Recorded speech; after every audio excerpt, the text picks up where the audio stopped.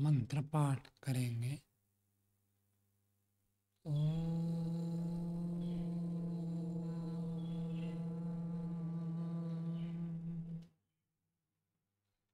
सहना भवतु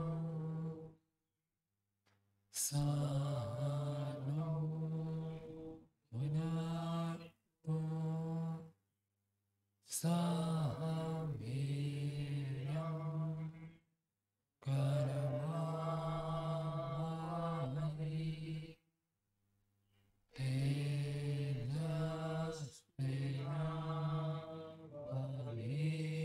तेजस्विनावधीतमस्तु मा विद्विषावहै।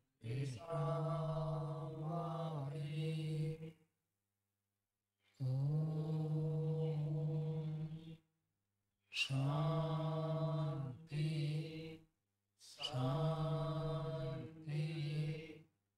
शांति।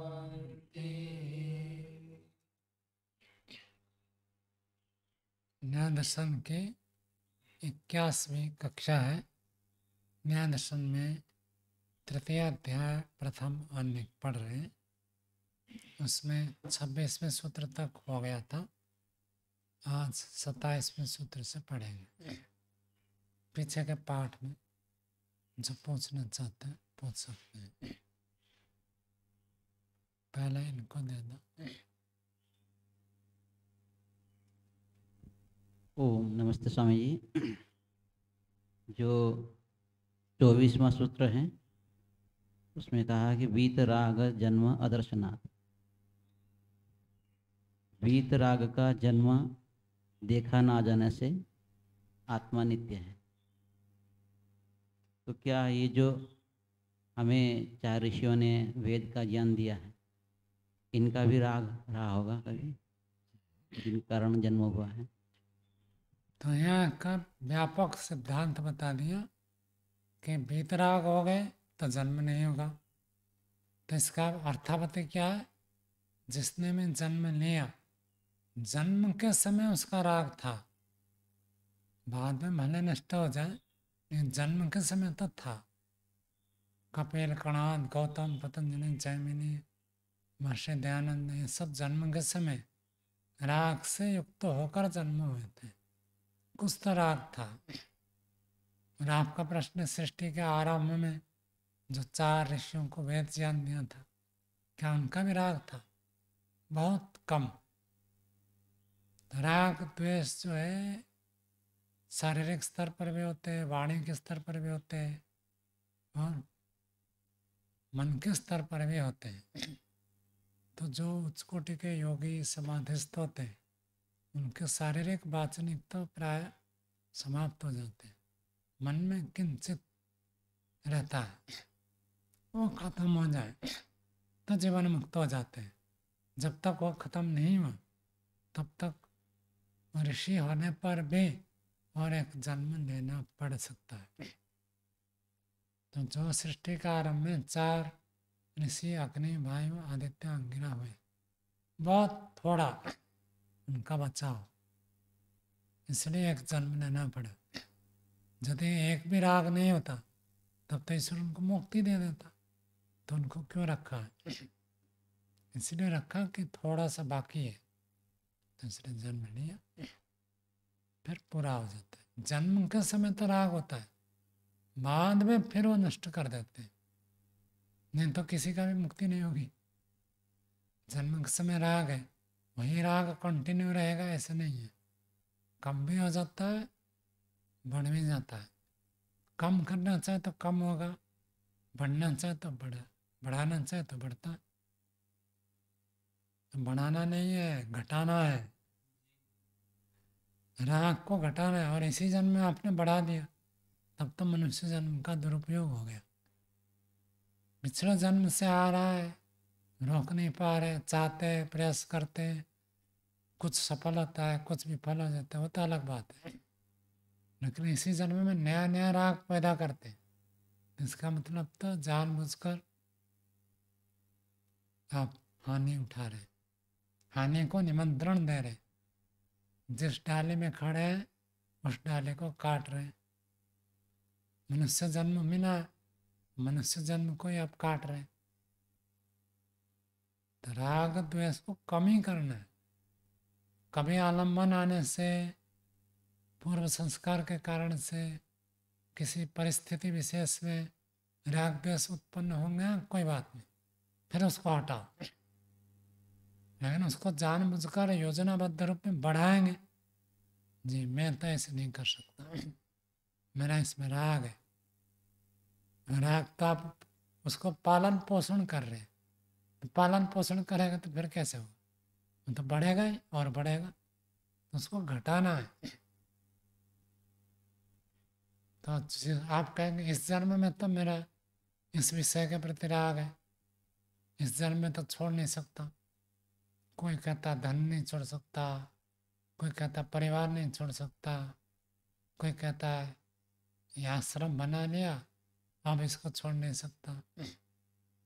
तो अगले जन्म में बनेगा नहीं बनेगा? अगले जन्म में माता पिता होंगे या नहीं होंगे? तो इस जन्म में माता पिता के प्रति राग है, तो अगले जन्म में माता पिता के प्रति राग होगा या नहीं होगा? इस जन्म में तो आप उसको पोषण कर रहे हो, तो अगले जन्म में तो और बढ़िया होगा। तो जो आप कहते कि इस जन्म में नहीं कर सकता, वो अगले जन्म में यही बात रहेगी। इसलिए अगले जन्म को कभी नहीं सराहना कि ये काम अगले जन्म में करूँगा। अब मेरा पढ़ने में मन नहीं लग रहा है, अगले जन्म में पढ़ूंगा, ये हो ही नहीं सकता। इस जन्म में क्यों नहीं लग रहा? अन्य विषय में रुचि है, क्या अगले जन्म में अन्य विषय रहेंगे? नहीं रहेंगे, और रुचि भी रहेगी आपकी, वही करेंगे। तो जो इस जन्म में कर रहे हैं अगले जन्म में वही करेंगे, तो मुक्ति में कब जाएंगे? यही चक्र चलता रहेगा। इसी में राग है, उसी को बढ़ाएंगे, फिर उसी में राग होगा, फिर वही वही करते रहेंगे। तो ये कोई बुद्धिमत्ता नहीं है।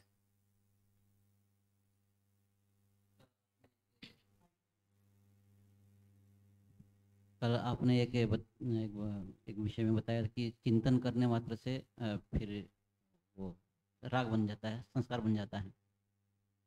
जैसे कि कहा गया है कि विचार पूर्वक, ज्ञान पूर्वक कोई कार्य करना होता है तो वो अच्छा होता है। तो चिंतन बार बार करने को हम राग कह सकते हैं, या एक बार चिंतन करने को राग कह सकते हैं? चिंतन का अर्थ हुआ विषय में सुख है, ऐसे चिंतन करने से। केवल चिंतन नहीं, उसका विशेषण है। विषय में सुख दिख रहा है और आप ये चिंतन करते, वाह क्या मजा आ गया। पिछले गर्मियों की छुट्टी में मैं कश्मीर में गया था। अब थे ना कहीं पर, कहाँ थे? जम्मू में। वहाँ ठंड पड़ती है, तो आपका जम्मू में था, क्या मज़ा आ रहा था। यहाँ तो देखो इतनी गर्मी पड़ती है, परेशान हो रहा। जम्मू में बड़ा आनंद है। उसी सुख को बार बार चिंतन करें, तो सुख का चिंतन करने से राग होता है, केवल चिंतन नहीं। अपने आदर्शन के विषय को चिंतन करें, राग थोड़ी होगा, वैराग्य होगा। तो चिंतन मात्र से राग नहीं होता, सुख को चिंतन करेंगे, इसमें सुख बुद्धि जब बनी रहती है, ऐसे चिंतन करेंगे तो राग होता है। ये कहना चाहिए। ओम नमस्ते स्वामी जी। सूत्र संख्या 25, इसका जो अर्थ है, सगुण द्रव्योत्पत्तिवत तदुत्पत्ति। द्रव्य की उत्पत्ति गुण के साथ होती है, और इसका जो भाष्य है उसमें इसकी व्याख्या ना करके कुछ अलग व्याख्या कर रहे हैं कि द्रव्य से गुण कारणता उत्पद्यन्ते। द्रव्य का गुण कारण से उत्पन्न होता है, तो एक जैसा प्रतीत नहीं हो रहा कि वो वैसा ही करा है भाष्य सूत्र के अनुसार। इसमें कोष्ठक में जोड़ दो, मुझे ऐसा लगता है। जी, मुझे ऐसा लगता है कि वैसा नहीं, समझ में नहीं आ पा रहा है। आप तो कह रहे हो कि भाई अलग व्याख्या कर रहे हैं, तो ऋषि के ऊपर दोष आरोपण मत करो। आप ये कह दो कि मुझे ऐसे लगता है, नहीं तो दोष लगेगा भाई। तो सूत्र में क्या कहा? सगुण द्रव्य उत्पत्तिवत। सगुण का अर्थ क्या है? गुण सहित क्या उत्पन्न हो रहा है, और द्रव्य कैसे उत्पन्न हो रहा है? अकेला उत्पन्न होता है गुण के साथ? तो इसका मतलब गुण भी उत्पन्न हो रहा है, ये कहना चाहता हूँ। क्या कह रहा कि जो द्रव्य उत्पन्न होता है वो निर्गुण होकर उत्पन्न नहीं हो रहा, गुण के साथ उत्पन्न हो रहा है। तो किसको बता रहा है, गुण को बता रहा है या द्रव्य को बता रहा है? द्रव्य को नहीं बता रहा है, गुण के साथ उत्पन्न हो रहा है। हाँ, और भाष्य में भी यही लिखा है, यथा उत्पत्ति धर्म कस्य द्रव्य से, उत्पत्ति वाले धर्म, उत्पत्ति धर्म वाले द्रव्य का गुण कारणता उत्पन्न है, गुण भी कारण से उत्पन्न होते हैं। सूत्र में भी कहा ऐसा द्रव्य उत्पन्न होता है जो गुण के साथ पैदा होता है, अर्थात गुण भी साथ साथ पैदा होते हैं। यहाँ भी वही कह रहे हैं, द्रव्य कैसा द्रव्य है, उत्पत्ति धर्म वाला। उत्पत्ति होना उसकी, उसका एक धर्म है, उसकी एक विशेषता है। उसी द्रव्य का गुण भी उत्पन्न होते हैं। तो गुण उत्पन्न होता है, द्रव्य उत्पन्न होता है, अर्थात सगुण द्रव्य उत्पत्ति। सूत्र में भी कहा सगुण द्रव्य उत्पत्ति। तो इसलिए कभी भी ये नहीं सोचना कि ऋषि ने गलत कर दिया। इसलिए व्याकरण में एक ब्रह्मास्त्र है। कौन सा ब्रह्मास्त्र है? व्याकरण में एक ब्रह्मास्त्र प्रयोग किया है। हाँ, कभी भी आपको ऐसे लगता है ना कि भाई यहाँ गलत है, ना उसकी व्याख्या करो, सही व्याख्या करो, क्योंकि ऋषि तो गलत हो नहीं सकते, आचार्य भी गलत नहीं है। ऋषि तो बहुत उच्च कोटि के, आचार्य भी गलत नहीं होते। योग दर्शन में कहा यद्यपि तत्त शास्त्रम अनुमानम आचार्य उपदेश, आचार्य का उपदेश सत्य ही होता है। तो इसलिए कभी गलत लगता है तो ये सोचो कि मैं इसकी ठीक व्याख्या संगति नहीं लगा पा रहा हूँ। ऋषि गलत लिखेंगे इसको तो दिमाग से निकाल देगा, ठीक है, तभी उन्नति होती है। चलो आगे पढ़ते हैं। 3:1:27। तो आत्मा की परीक्षा पूरी हो गई। अब उसके बाद अगली परीक्षा चलेगी। भूमिका बना रहे अनादि चेतनस्य शरीर योग इति उक्तम। अनादि अर्थात नित्य, जो चेतन आत्मा नित्य है वो नित्य चेतन आत्मा शरीर योग, शरीर के साथ जुड़ता है। इति उक्तम अर्थात शरीर के साथ साथ आत्मा की उत्पत्ति नहीं होती है। शरीर तो उत्पन्न होता है, आत्मा पहले से है, यही तो बताया था, आत्मा नित्य है। तो नित्य आत्मा का शरीर के साथ योग होता है, ये कह दिया गया। स्वकृता कर्म निमित्तम च अस्य शरीरम सुख दुख अधिष्ठानम। स्वकृत कर्म निमित्तम, अपने किए हुए कर्म जिसका कारण है, ऐसा होता है शरीर। किसका शरीर? अस्य शरीरम, आत्मा का शरीर। आत्मा को शरीर प्राप्त होता है। तो आत्मा को ये शरीर प्राप्त होता है, कैसे होता है? आत्मा के द्वारा किए हुए कर्मों का उसमें कारणत्व है, निमित्त है। जैसे कर्म किया वैसे शरीर मिलता है।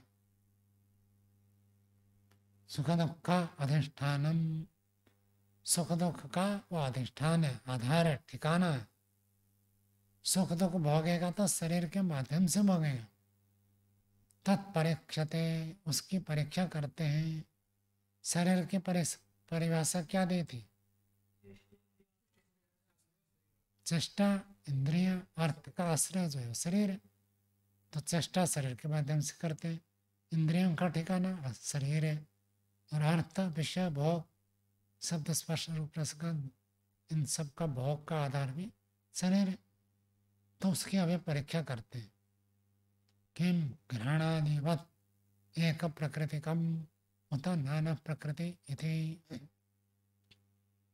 क्या घ्राणादि जैसे हमारे इंद्रियां हैं, एक प्रकृति कम, एक प्रकृति वाले होते हैं। यहाँ इंद्रियों का अर्थ गोलक, गोलक में भी एक सूक्ष्म तत्व रहता है। आपको देखो नाक है तो इतना बड़ा दिख रहा है, ये पूरा नहीं, उसके अंदर एक विशेष स्थान है जिसके आने पर गंध होता है, जिसके ना आने पर गंध नहीं होता। यहाँ आपका कुछ बिगड़ जाए तो गंध ग्रहण करने में कोई दिक्कत नहीं होगी। आँख में कभी ऊपर फोड़ा फुंसी निकल जाए तो कोई दिक्कत नहीं होती, लेकिन आँख के जिस अंश में कोई विकार हो जाए तो देखने में दिक्कत होती है, वो है चक्षु इंद्रिय गोलक। गोलक भी उसी भाग को कहते हैं, ये तो सब उसके सराउंडिंग है।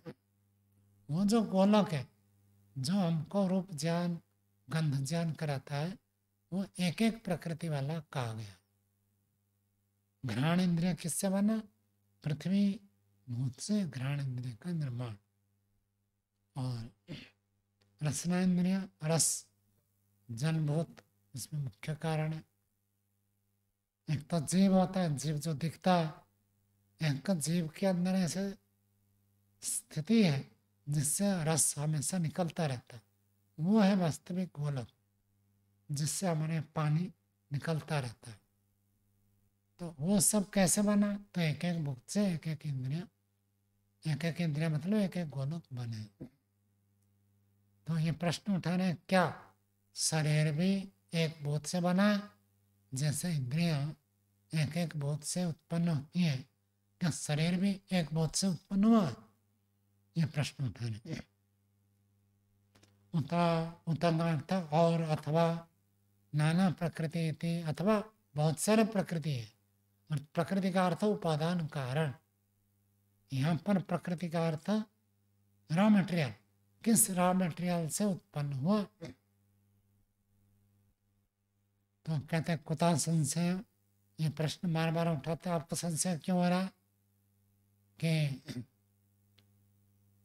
एक भूत से बना या बहुत सारे भूतों से बना, इसे संशय क्यों पैदा हो रहा? मीमांसा में भी ऐसी चर्चा है। तो कब भी कोई प्रश्न पूछेंगे तो प्रश्न के ऊपर प्रति प्रश्न कर देगा वो, पहले सिद्धांत।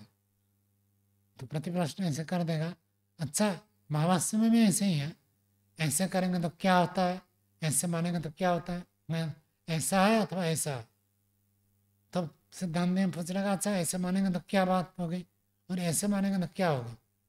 तो फिर वो कहेगा ऐसे मानेंगे तो ये दोष आएगा, ऐसे मानेंगे तो ये दोष आएगा।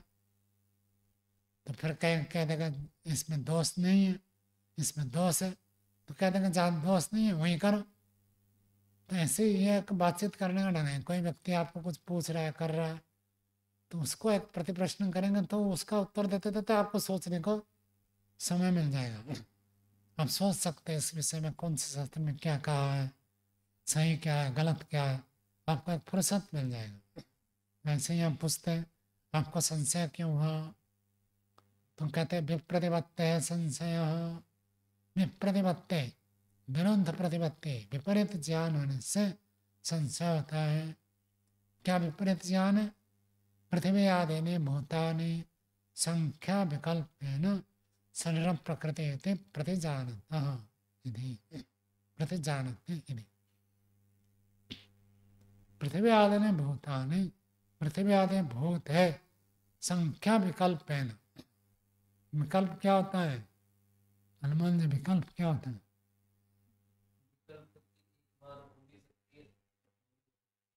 जो अलग अलग भेद है उसको कहते हैं विकल्प। तो पूछा गया कि आज भोजन में क्या है, ये आज तो बहुत सारे विकल्प हैं।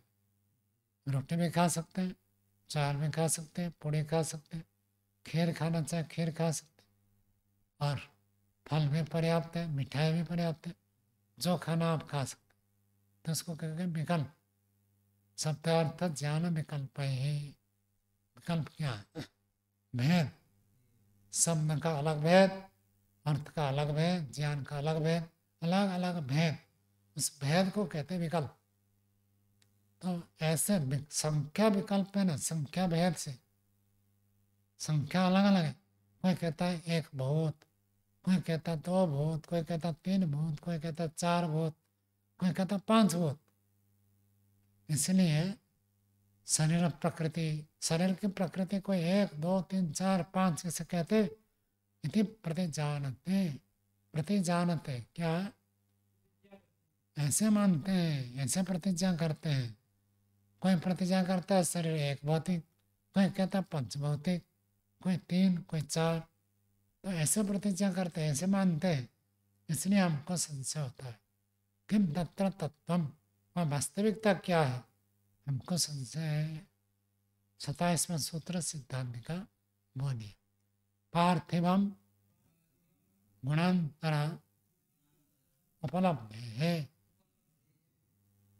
सिद्धांत कह रहा है शरीर जो है पार्थिव है। तो प्राय करके आप लोगों ने सुना होगा पार्थिव शरीर, उसका पार्थिव शरीर समाप्त हो गया, पार्थिव शरीर का अवसान हो गया, पार्थिव शब्द जोड़ते हैं। तो दार्शनिक दृष्टि से शरीर पार्थिव है, पृथ्वी भूत से बना हुआ है। अन्य भूतों तो उसमें सहयोगी है, एक भूत से कोई चीज बनेगी नहीं।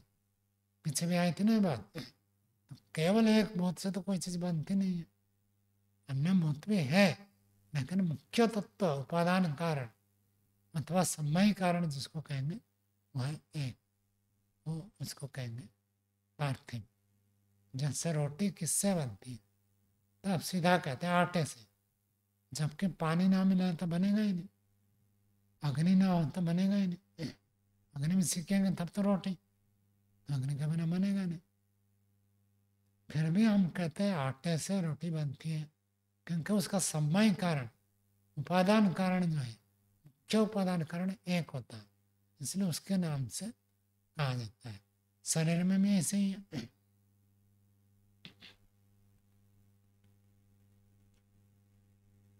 तो गुणांतरा, गुणांतर का अर्थ है कि भिन्न गुण।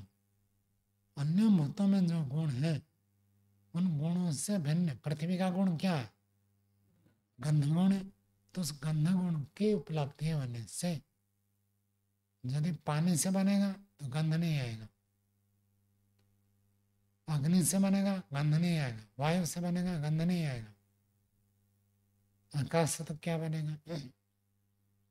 पृथ्वी है, क्योंकि पृथ्वी का गुण गंध है और शरीर में गंध की उपलब्धि है। शरीर से गंध आती है, आती है,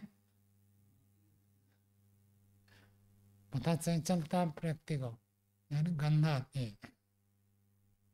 पसीने से तो गंध आता ही, मुख्य पसीने का है, और भी शरीर से जो भी चीज निकलती है वो सबसे गंध आती है। चेतन जीवात्मा इसमें विद्यमान है तो कम है, और मरने के बाद तुरंत सड़ना शुरू हो जाता है और गंध तीव्र हो जाता है। गंध कहाँ से आता है? शरीर से या बाहर से? शरीर से ही आता है। तो शरीर में गंध गुण की उपलब्धि होने से शरीर को पार्थिव माना जाता है। भाष्य देखिए, तत्र मानुषम शरीरम पार्थिवम। तत्र उस विषय में ये कहना चाहते हैं मनुष्य का शरीर जो है वो तो पार्थिव है। अकस्मात क्यों कहते हैं शरीर को पार्थिव? गुणांतरा उपलब्धि, एक भिन्न गुण की उपलब्धि होने से। गंधवती पृथ्वी गंधवच्च शरीर, पृथ्वी गंध वाली है। वैश्विक दर्शन में बताया क्या सूत्र है?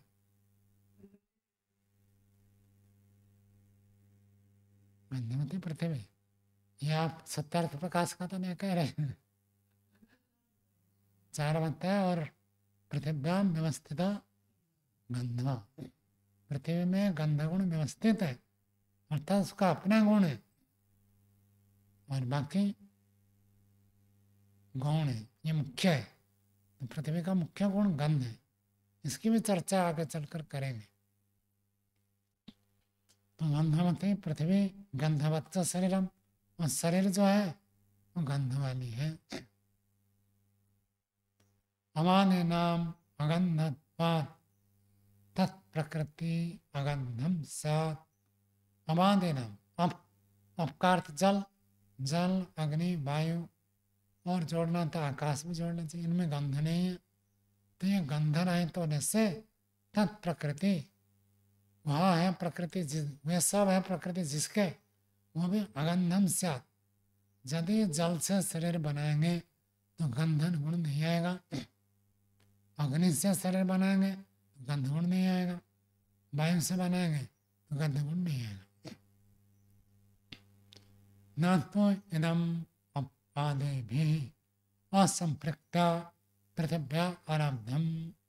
अब फिर सिद्धांत की मुख्य बात को बता रहा है कि कहते हैं ये नहीं समझना, ना तो इदम, ऐसी बात नहीं है कि अपादेभिः असंपृक्तया, जल अग्नि वायु आदि से असंपृक्त न जुड़कर पृथ्वी आरब्ध, केवल पृथ्वी से बन जाता है, यह इसका तात्पर्य नहीं है। शरीर पार्थिव शरीर है, लेकिन केवल पृथ्वी तत्व से बन जाएगा, ऐसी बात नहीं है। जल का सहयोग भी रहेगा, अग्नि का भी रहेगा, वायु का भी रहेगा। संसार में कोई भी पदार्थ बनाते हैं, एक चीज से एक चीज की उत्पत्ति नहीं होती। हाँ, आकाश भी रहेगा, आकाश के परमाणु नहीं है इसलिए उसको छोड़ देते, बाकी इन सबके परमाणु हैं। तो एक वस्तु से एक वस्तु की उत्पत्ति नहीं होती, हमेशा अनेक से एक की उत्पत्ति होगी। यदि एक एक अलग अलग कर दे तो इसलिए साम्यावस्था क्या होती है, प्रकृति, और विषमावस्था में विकृति कहिए, संसार कहिए, जगत कहिए। जब विषम होते हैं, अलग चीज आकर मिलता है, तब नई चीज की उत्पत्ति होती है। एक ही चीज रहे तो किसी चीज की उत्पत्ति संभव नहीं है। दूसरी चीज आकर मिले तब जाकर नई चीज की उत्पत्ति कहिए, विकृति कहिए, संभव है। तो जल में अग्नि वायु ये सभी आकर जुड़ते हैं। चेष्टा इंद्रिया अर्थाश्रय भावेन कल्पते, जब ये सब आकर मिलते हैं तब जाकर चेष्टा इंद्रिया और विषयों के आश्रय अधिष्ठान ठिकाना के रूप में शरीर समर्थ होता है। एक चीज से बनाएंगे तो उससे कुछ काम नहीं हो सकता। केवल हड्डी से बनाए तो हड्डी बनाएंगे तो जैसे माइक है, माइक का स्टैंड है, एकदम खड़ा तो हाथ ऐसे ही रह जाएगा, मुड़ेगा नहीं। हो मुड़ने के लिए क्या चाहिए, हड्डी के साथ साथ मांस चाहिए, नस नड़ियाँ चाहिए, और मुड़ जाए फिर जुड़ जाए। इसको मोड़ेंगे तो क्या होगा, मुड़ गया तो मुड़ गया और खुलेगा नहीं। फिर मुड़ भी जाता है, खुल भी जाता है। किस लिए ऐसे हो जाता है, इसमें मांस है, वो कोमल है, नरम है, फिर नस नाड़ियाँ हैं, चारों तरफ घेरे हुए हैं, अलग अलग नस हैं। एक तो ये एक देखो मुट्ठी बंद करते ना, ये जो दिखता है इसको कंडारा कहते हैं। सीरा अलग होती है और एक कंडारे अलग होते हैं। ये ऐसे खींचकर पकड़ते हैं, उंगली को ऐसे खींचने में ये काम करते। जब खींचते हैं ना टाइट हो जाता है, छोड़ देंगे तो ढीला, खींचेंगे तो टाइट हो जाता है। तो ये तंत्र ऐसे बना हुआ है। केवल यदि पृथ्वी तत्व लेंगे तो कुछ बनेगा नहीं, जलीय तत्व भी चाहिए और वायु तत्व भी चाहिए, अग्नि तत्व भी चाहिए। सब मिलते हैं तब काम करते हैं। नस नाड़ियों में प्राण का संचार होता है, नस अटक जाए, नस दब जाए तो क्या होता है, प्राण संचार नहीं होता है। प्राण संचार न होने से छूते ही दर्द होता है। तो ये सब एकदम व्यवस्थित बनाया गया है, तब जाकर ये शरीर भोग का आश्रय बनता है। केवल पृथ्वी तत्व से बनाएंगे तो नहीं बनेगा, केवल आटे से बनाएंगे तो खा नहीं सकते। आटा है, नमक डालते हैं, पानी डालते हैं, साथ में अग्नि में गरम करते हैं, घी डालते हैं, सब करते तो स्वादिष्ट बनता है, खाते और शरीर को शक्ति मिलती है। गेहूं को चबा चबा कर आप खाकर शक्ति प्राप्त कर ले, थोड़े काल के लिए हो सकता है, लंबा नहीं चलेगा। तो उसमें अन्य चीज मिलाते हैं तो उपयोगी बनता है। ऐसे पृथ्वी के साथ साथ अन्य भूतों का सहयोग है तब जाकर ये शरीर ठीक ठाक बनता है, जिसके द्वारा हम चेष्टा कर सकते हैं, जिसके द्वारा इंद्रियों का व्यापार होता है, जिसके द्वारा भोग होता है, कल्पते समर्थ होता है। इति अतः पंचानाम भूतानाम, इसलिए 5 भूतों का संयोग सती शरीरम भवति, 5 भूतों का संयोग होने पर ही शरीर होता है। भूत संयोग ही मिथा पंचानाम न निषिद्ध यदि, भूत संयोग अन्य भूतों का संयोग, मिथा, मिथा का अर्थ था परस्पर, पंचानाम मिथा 5 का परस्पर भूत संयोग न निषिद्ध, निषेध नहीं है। अर्थात पार्थिव शरीर कहने से कोई कहता कि केवल पृथ्वी से बना, जल अग्नि वायु नहीं है, ऐसा नहीं कहा जा सकता। अन्य भूतों के संयोग को निषेध नहीं करते। आप्या तेजस वायव्यानि लोकांतरे शरीराणि तेषु अपि भूत संयोग पुरुषार्थ तंत्र विधि। यहाँ पंक्ति में जब बता कि आप्य, आप्य का अर्थ जलीय शरीर किसी और लोक में हो सकता है, ऐसे कहना चाहते हैं। आग्नेय तेजस, आग्नेय शरीर और लोकांतर में, दूसरे लोक में हो सकता है। वायव्य, वायवीय शरीर किसी दूसरे लोकांतर में हो सकता है। तेसु भी बहुत संयोग, तो भले वो जलीय शरीर हो, भले वो आग्नेय शरीर, वायव्य शरीर हो, उनमें भी अन्य भूतों का संयोग तो वह भी बनना पड़ेगा। केवल पृथ्वी से कोई शरीर नहीं बनेगा, ऐसे केवल जल से भी कोई शरीर नहीं बना सकता, केवल अग्नि से कोई शरीर नहीं बनेगा, केवल वायु से कोई शरीर नहीं बनेगा। ये नियम है।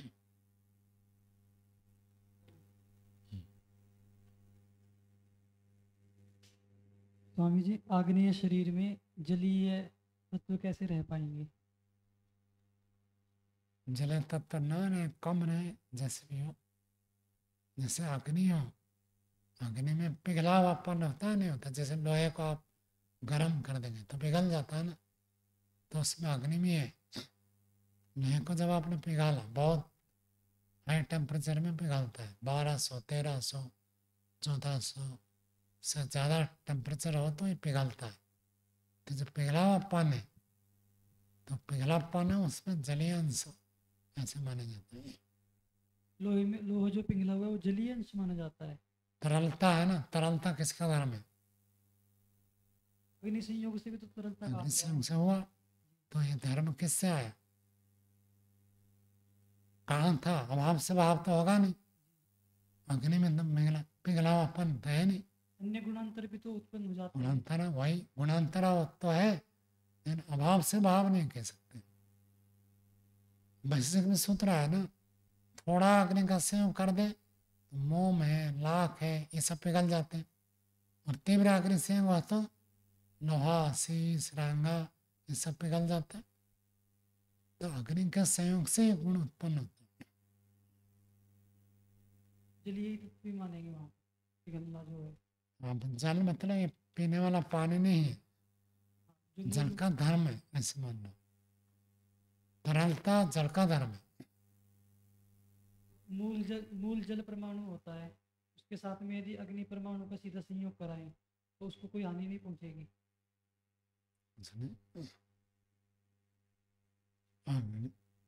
जल से, इसको ऐसे विनोद में कहते हैं, तो जल जो कभी जलता नहीं है उसको जल कहते हैं। जल किसको कहते हैं? पानी को कहते हैं। पानी कभी जलता है क्या? जो नहीं जलता उसको क्या कहते हैं? जल, ऐसे कह देते हैं।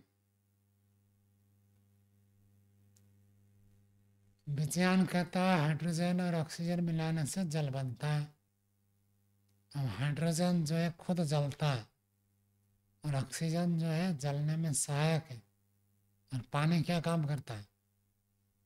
नहीं जलता। ना जलता है ना जलने में सहायक है, उल्टा बुझा देता है। तो पानी में जो बुझाने का धर्म है कहाँ से है? नए गुण के प्रादुर्भाव मानो। तो विशेष परिस्थिति में नए गुण के प्रादुर्भाव अथवा पीछे जो गुण थे उन गुणों में परिवर्तन हो गए। ये कहो घी चीनी सब डालकर आपने हलवा बना, 10 दिन रखने के बाद वो सड़ जाता है। ये सड़ने का गुण कहाँ से है? घी में तो था नहीं। घी तो महीना भर रहता है, चीनी में महीना भर रख सकते हैं। तो सड़न कहाँ से है? संयोग से एक नए गुणों की उत्पत्ति हुई, उस रूप में माना जाता है। तो अलग अलग लोक में अलग अलग शरीर उत्पन्न होते हैं। अलग अलग लोक में अलग अलग शरीर। यह पंक्तियाँ और भी एक बार ये पंक्ति आएगी बच्चा नमस्य में। तो हो सकता है किसी लोक में ऐसा शरीर हो तो हाँ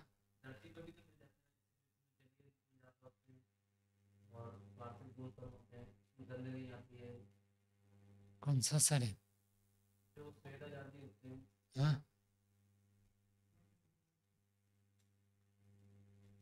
जो स्वेदज आदि होते हैं शरीर, पार्थिव शरीर है उनका, पृथ्वी तत्व है। उसमें भी पानी में मछली रहता है तो मछली का शरीर भी पार्थिव है। ऐसा थोड़ा कि पानी से बना है मछली, पानी में रहता है, ये अलग चीज है। जो उसको जलीय शरीर नहीं कह सकते। वायरस वगैरह होते हैं जो छोटे सूक्ष्म, वो भी कुछ बना किससे? आग से तो वायरस बनते नहीं, आग में तो मर जाता है। पानी को उबालते हैं तो पानी में विद्यमान वायरस खत्म हो जाते हैं। हाँ, तो जलीय हो गए ना समझो शरीर में। जलीय हो गए। पानी में थे ना पहले से, अग्नि से नष्ट हो गए।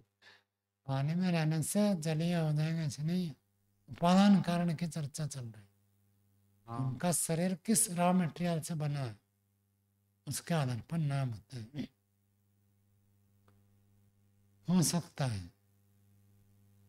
तो अन्य भूतों का संयोग हो तो पुरुषार्थ तंत्र है। पुरुषार्थ का अर्थ पुरुष के प्रयोजन के अधीन। क्यों ऐसे बने? क्योंकि इससे पुरुष का प्रयोजन पूरा होगा।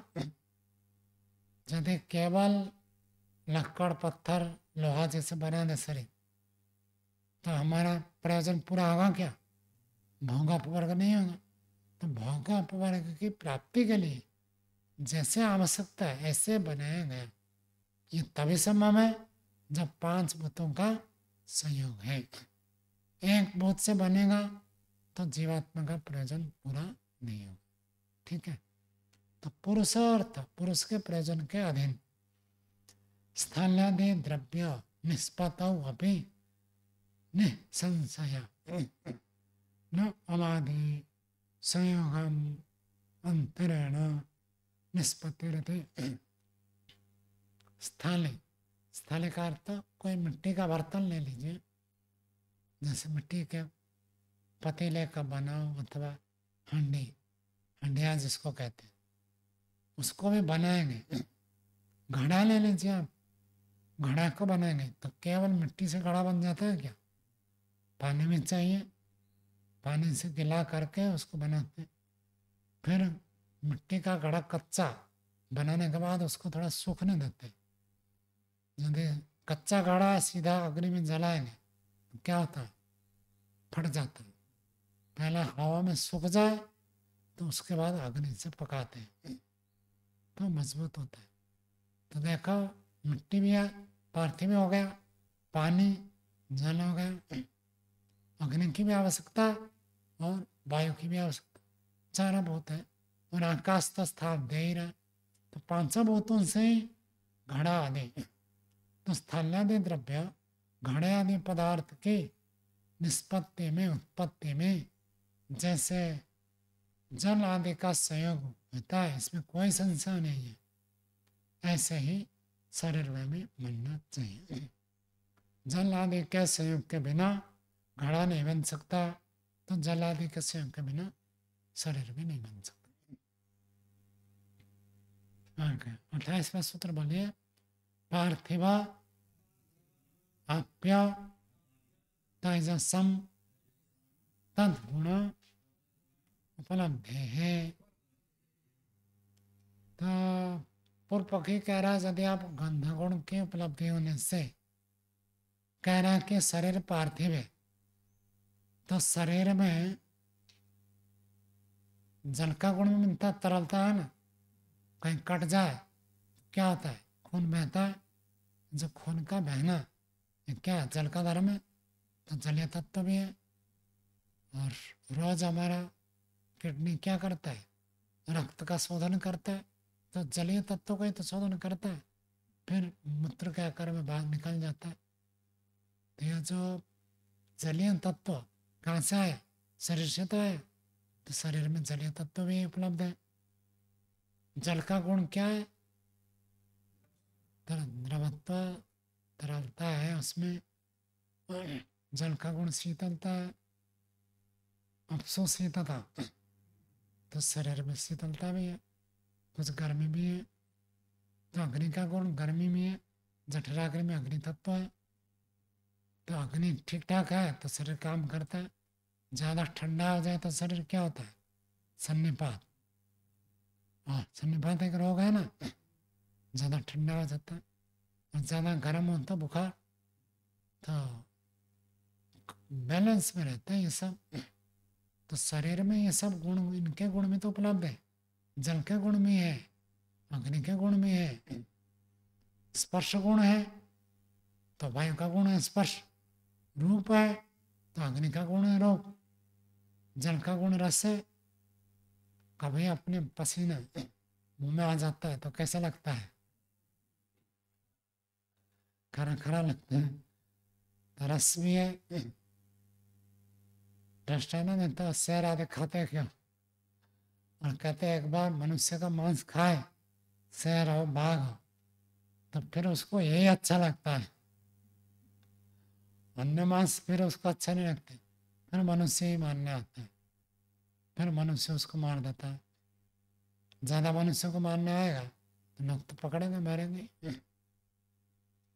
तो इसमें रस है, तो सारे गुण है, रस भी है, रूप भी है, स्पर्श भी है। तो गंध गुण आने से यदि पार्थिव कहोगे ये भी गुण है, तो इसको तीन भूत का मानो। कौन से पार्थिव आप्य तेजस। दूसरा पूर्व पक्षी कहता है 29वां सूत्र बोलिए। निश्वास उच्छ्वास उपलब्धे है चातुर्भौतिकम। कहते हैं ना तीन भूत से नहीं चार भूत मानो। श्वास प्रश्वास भी तो है, श्वास प्रश्वास क्या वायु का ही तो धर्म है, श्वास प्रश्वास चल रहे, तो इसका मतलब वायु भी है। चातुर्भौतिक मानो, एक ने कहा पार्थिव है, तो दूसरे ने कहा तीन भूत वाला, और तीसरे ने कहा चार भूत वाला। 30वां सूत्र बोलिए। गंध क्लेद पाक व्यूह अवकाश दानभ्य पंचभौतिकम। कहते पांच के पांच है। गंध है इसलिए पृथ्वी तत्व है। क्लेद, क्लेद का मतलब गीलापन, पसीना निकलता तो गीला गीला हो जाता है शरीर, तो गीलापन है। मांस रक्त ये सब तो गीलापन है, तो क्लेद है। पाका अग्नि तत्व है, जठराग्नि प्रदीप्त रहता है। व्यूह इसमें अलग अलग रचनाएं हैं, और नसनाड़ियों में वायु का संचार होता है, तो ऐसी रचना बनी हुई है। अवकाश कुछ खाली स्थान में है, तो ये पांच भूतों के धर्म होने से इसको पांच भौतिक मानो। शरीर को पांच भौतिक मानो, पूर्व पक्षी कह रहा है। आगे भाष्य देखिए। ते इमे संदिग्धाः हेतवः इति उपक्षितवान सूत्रकारः। ते इमे, ये जो तीन सूत्र है 28, 29, 30, इसमें जो हेतु दिए गए वो सब हेतु संदिग्ध है। इसलिए सूत्रकार ने उपेक्षा कर दी। क्या उपेक्षा कर दी? इनका कोई सिद्धांत पक्ष से उत्तर नहीं दिया गया। क्या पूर्व पक्षी का सूत्र रख दिया, उत्तर पक्षी सिद्धांत का सूत्र नहीं है, उपेक्षा कर दी। ये तो सब जानते हैं ठीक नहीं है, इसलिए छोड़ दी। प्रथम संदिग्धा कैसे कहते? संदिग्ध उत्तर दे रहे, सती च प्रकृति भावे भूतानां धर्म उपलब्धि। सती च प्रकृति भाव, प्रकृति भाव होने पर, प्रकृति भाव का अर्थ उपादान कारण, रॉ मटेरियल, रॉ मटेरियल होने पर भूतानां धर्म उपलब्धि, उन भूतों का धर्म उपलब्ध होता है, प्राप्त होता है। असती च, और प्रकृति भाव न होने पर संयोग अप्रतिषेधात् सन्निहितानाम यदि, प्रकृति भाव न होने पर भी संयोग का प्रतिषेध होने से सन्निहितानाम धर्म उपलब्धि यहाँ जुड़ेगा। क्या कहना चाहता है सिद्धांति? सिद्धांति कहता है जो इसका उपादान कारण है, रॉ मटेरियल है, मुख्य उपादान कारण, समय कारण, उसका तो धर्म उपलब्ध होगा, और साथ साथ जिनका संयोग है उनका भी धर्म उपलब्ध होगा। सीधा इसका धर्म नहीं है, जो इसके साथ जुड़ा हुआ है उसका धर्म भी इसमें मिलेगा। तो इसलिए उसको भी उपादान कारण माने, ऐसे कोई जरूरी नहीं है। आटा पानी मिलाने से आप गूंथते हैं, लेकिन गूंथने के बाद वो गीला गीला है, इसलिए पानी इसका उपादान कारण है, ऐसे नहीं कह सकते। यदि पानी उपादान कारण नहीं है तो उसमें गीलापन कैसा है? तो कहेगा इसका संयोग है, संयोग से भी आ सकता है। तो ऐसा जरूरी नहीं है कि उसी का ही धर्म है, संयोग से भी दूसरे का धर्म आ जाता है। पानी का धर्म शीतलता है, लेकिन अग्नि के साथ संयोग होने से अग्नि का उष्ण धर्म पानी में आ जाता है। ये सब आगे बताएंगे।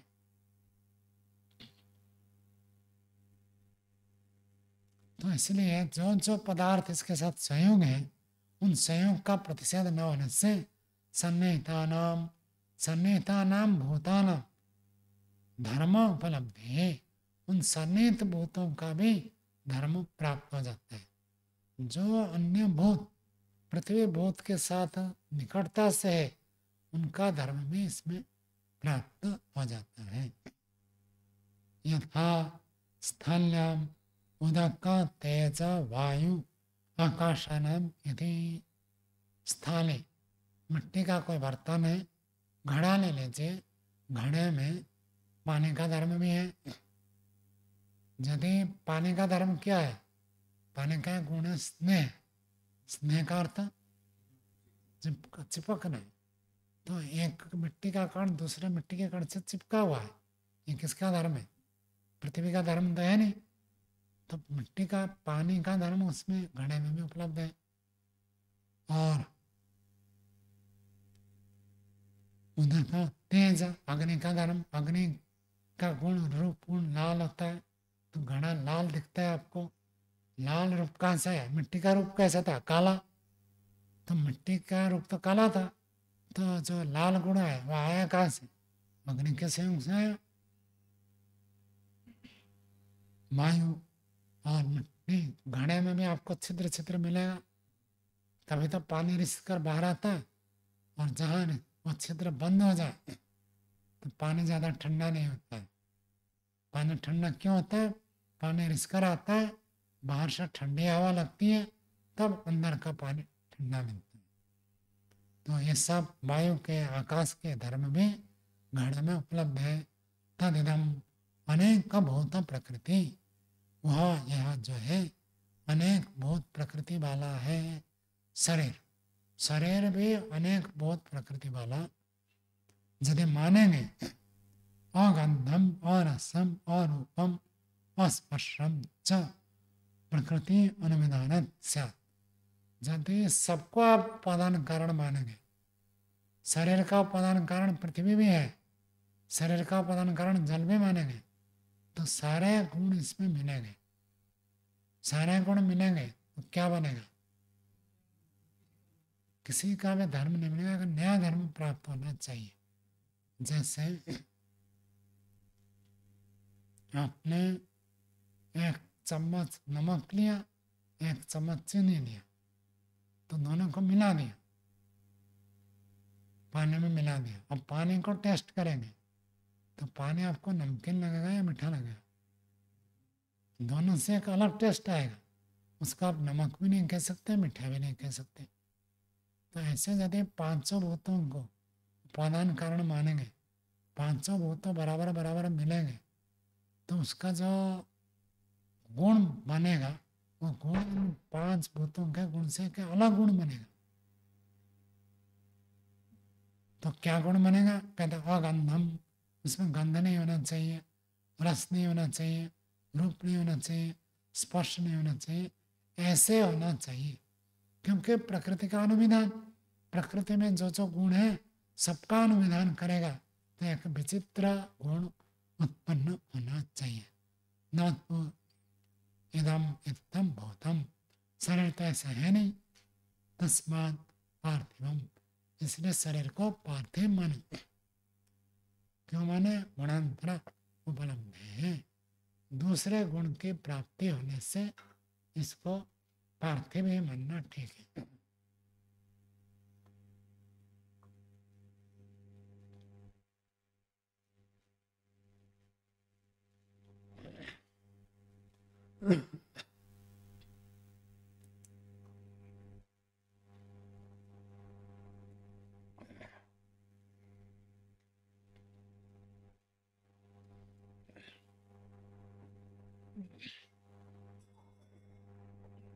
आगे देखिए 31वां सूत्र बोलिए, श्रुति प्रामाण्याच्च,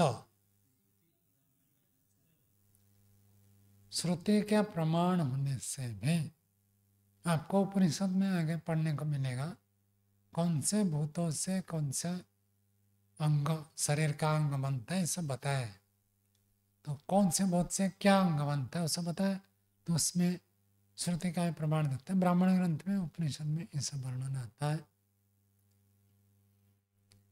श्रुति के प्रमाण, श्रुति में ऐसे बताया गया है कि पृथ्वी से शरीर बना है, ऐसे आपको शास्त्र वचन भी प्राप्त होता है।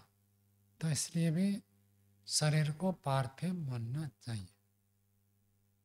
भाष्य देखिए, सूर्यम ते चक्षुर्गच्छतात् इति अत्र मंत्रे पृथ्वीं ते शरीरम इति श्रूयते।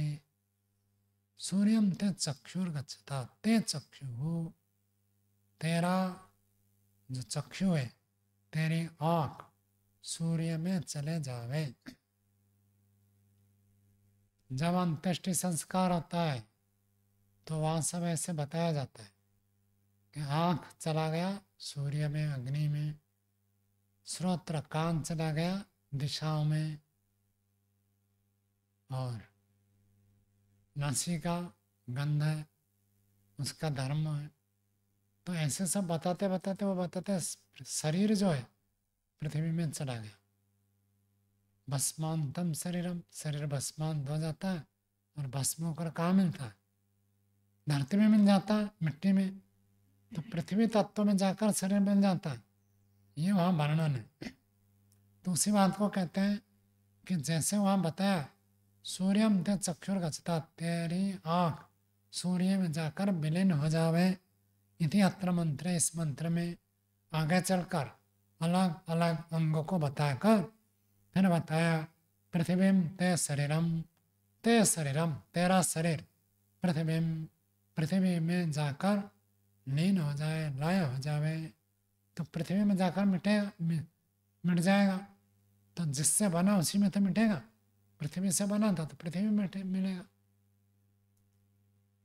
तदिदं प्रकृतौ विकारस्य प्रलय अविधानम इति, प्रकृतौ प्रकृति में, उपादान कारण में, प्रलय अविधानम इति, प्रलय का कथन, कौन से प्रकृति में कौन सा विकार जाकर मिल जाता है। शरीर का जब जलाएंगे इसका पानी वाला भाग उड़ जाता है, तो पानी उड़कर जाएगा बादल में मिलेगा, तो फिर पानी का भाग जाकर किस में मिला? पानी में। शरीर में जो अग्नि तत्व है जो चलाएंगे तो अग्नि के साथ वो चला जाता है। वायु तत्व वायु में मिल जाता है। और जो ठोस शरीर है वो कहाँ जाता है? राख होकर पृथ्वी में मिल जाता है। तो जिसका जो उपादान कारण है उसमें जाकर लीन हो जाते हैं, ये बता रहे हैं। आगे कहते हैं सूर्यम ते चक्षु स्पृणोमि इति अत्र मंत्रं अरे पृथ्वीं ते शरीरम स्पृणोमि। सूर्यम सूर्य को ते तेरे चक्षु आँख स्मरणों बनाता हूँ। तो मंत्र में कहा कि सूर्य को तेरे आँख बना देता हूँ। जैसे सूर्य धरती में प्रकाशशील है, ऐसे हमारे शरीर में प्रकाशशील कौन है? आँख। तो इसलिए ऐसे मानते हैं सूर्य से आँख को बनाया गया। कहीं सूर्य से कथन है, कहीं पर अग्नि से कथन है। सूर्य और अग्नि एक तत्व है, तो अग्नि तत्व से अथवा सूर्य तत्व से आँख को बनाया गया, ऐसे बताया। और उसी मंत्र में आगे चलकर का पृथ्वी ते शरीरम स्मरणोमि, पृथ्वी को तेरा शरीर बनाता हूँ। पीछे था प्रलय, कौन जाकर किस में मिट जाता है, और अब जो बना रहे किससे क्या बनता है, दोनों बातें शास्त्र में मिलता है। तो पृथ्वी को तेरा शरीर बनाता है, अर्थात पृथ्वी तत्व को लेकर शरीर बनाया जाता है, ये शास्त्र में बताया। इसलिए शरीर को पार्थिव मानना चाहिए। स यम कारणात् विकारस्य स्मृतिः अभेदीयते यदि स यम वह कारणात् कारण द्रव्य से, उपादान कारण से, समय कारण से, विकारस्य विकार का, स्मृति निर्माण रचना, अभेदीयते कहा जाता है। कौन से कारण से किस कार्य की उत्पत्ति हुई उसको यहाँ पर बताया गया। स्थानादेशु च तुल्य जात्यानाम एक कार्य आरंभ दर्शनात् भिन्न जात्यानाम एक कार्य आरंभ अनुपत्ति ही।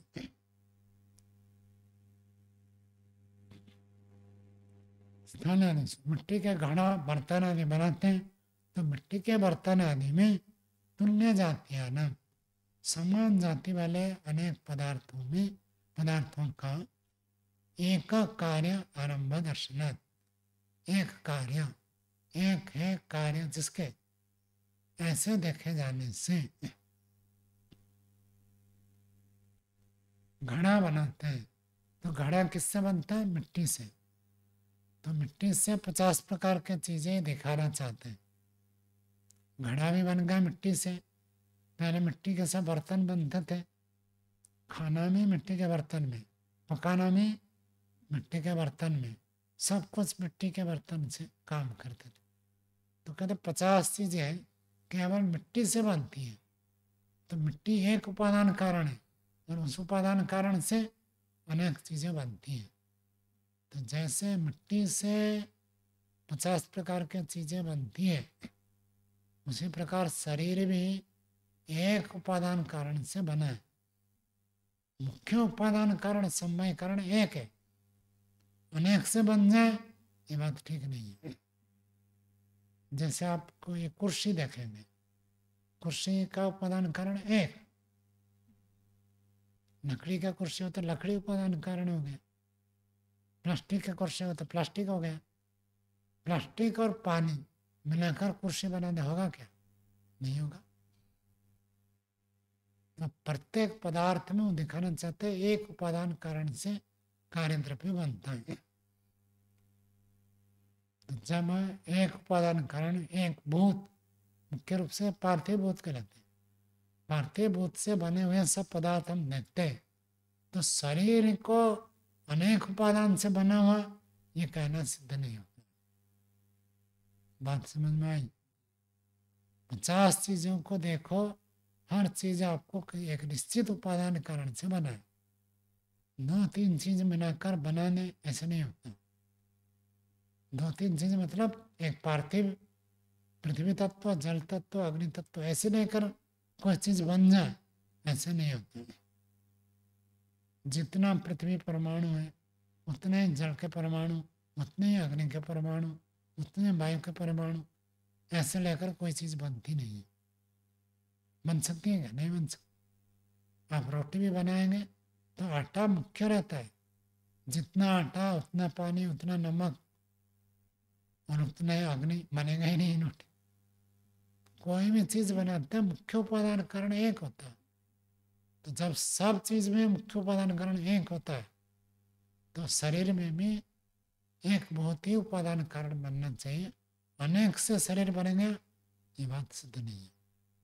पंक्ति देखो, स्थल्यादिषु च तुल्य जात्यानां, घड़े आदि पदार्थ जो होते हैं उनमें हम देखते हैं तुल्य जात्यानां, समान जाति वाले पदार्थों का एक कार्य आरंभ दर्शन, एक उपादान कारण से कार्य की उत्पत्ति देखे जाने से, एक उपादान कारण, एक बहुत से ये सब बनते हैं देखे जाने से, भिन्न जातियां नाम एक कार्य आरंभ, अलग अलग जाति, पृथ्वी तत्व, जल तत्व, अग्नि तत्व, ये अलग अलग जाति, इन जातियों का एक कार्य बन जाए, एक शरीर बन जाए, ये बात सिद्ध नहीं होती है। तो इसलिए शरीर को पार्थिव मानना ही उचित। स्वामी जी जैसे उदाहरण लेते हैं लौकिक में, हलवा होता है, घी और सूजी लगभग बराबर होता है, बराबर ही होता है लगभग, पानी भी उसमें बराबर होता है, चीनी भी बराबर होता है, तब हलवा बनता है। पानी उतना ही होता है? लगभग वो सूख जाता है ना स्वामी जी, वो तो नहीं, डालता कितना? 1 किलो सूजी में 1 किलो पानी। हम मना नहीं करते, कल आप बनाओ, खा भी लेंगे एक दिन, क्या है, सब 1-1 किलो आपको देंगे। जी 1 किलो घी और 1 किलो गैस।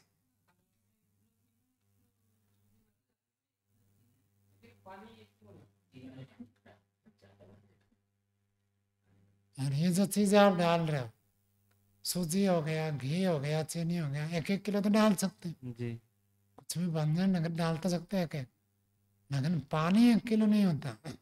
हमारे चर्चा तो चलते भिन्न जाति, ये तो सब तो समान जाति हो गए ना। सूजी भी पार्थिव है, हाँ चीनी भी पार्थिव है, तो भिन्न जाति वाला लेना है आपको। स्वामी जी, वो हो गया ना, घी घी तरल हो गया ना। और मैं थोड़ा आगे बढ़ता, 1 किलो अग्नि आपको देंगे, क्योंकि सब 1-1 किलो डालना है आपको। अग्नि में 1 किलो, हाँ कैसे बनाएंगे?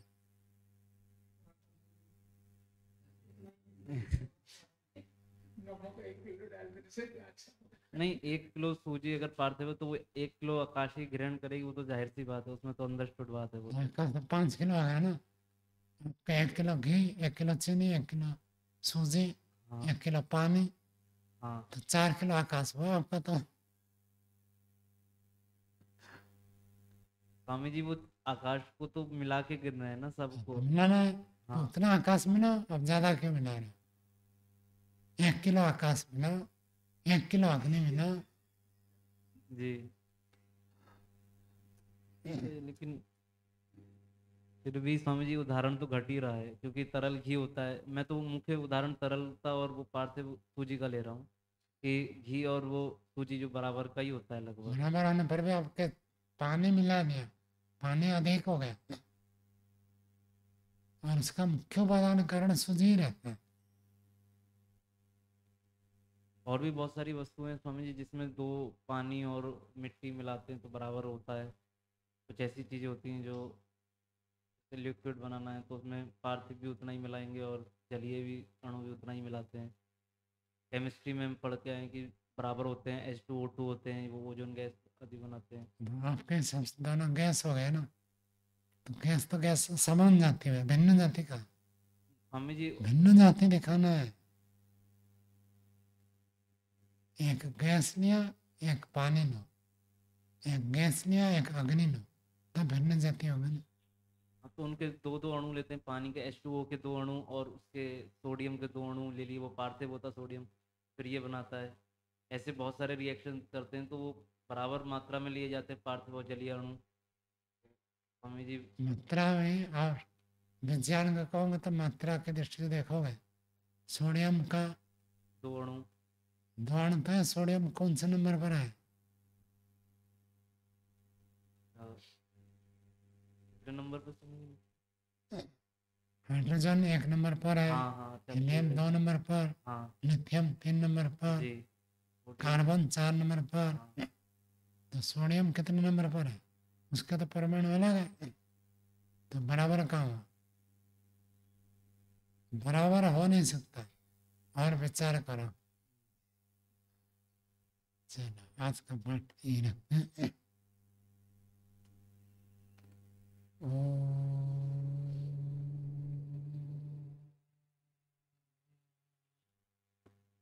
शांति शांति शांति। सर्वेभ्यो